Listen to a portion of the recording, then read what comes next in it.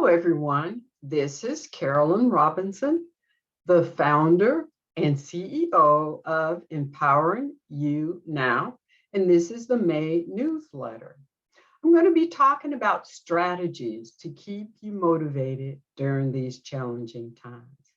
With everything going on across our nation and even the world, it may cause us to get distracted and lose focus on all those things that are important to us.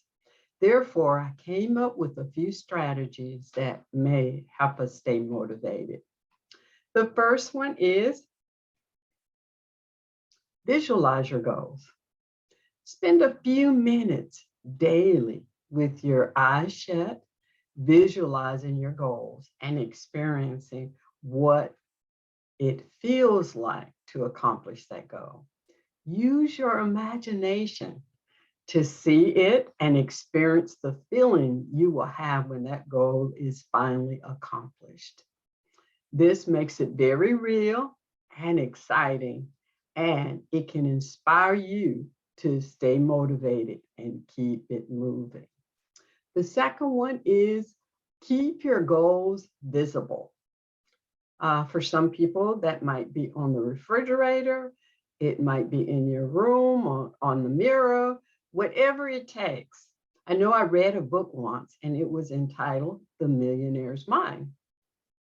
One thing all millionaires had in common was they all had their goals close by.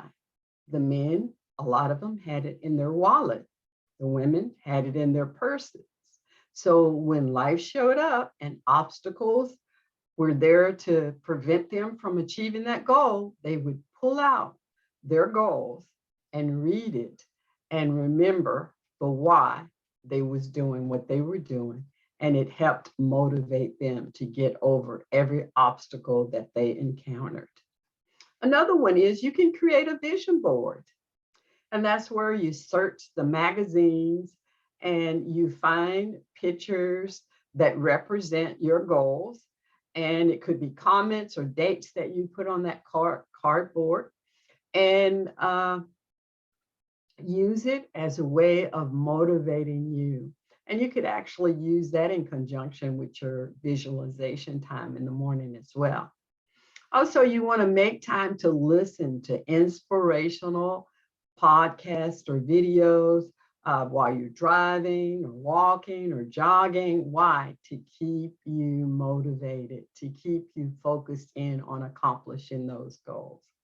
And sometimes, depending on what's going on in your life, you might need to find a mentor.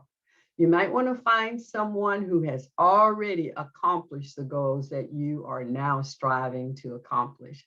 And they can actually help you navigate through a lot of the situations and keep you motivated. These are a few strategies that I thought might help you during this time. I hope that they were helpful to you, and I look forward to the next newsletter. I pray that each and every one of you have a wonderful May, and that if you have mothers or if you are a mother, that you have a wonderful Mother's Day. Bye-bye.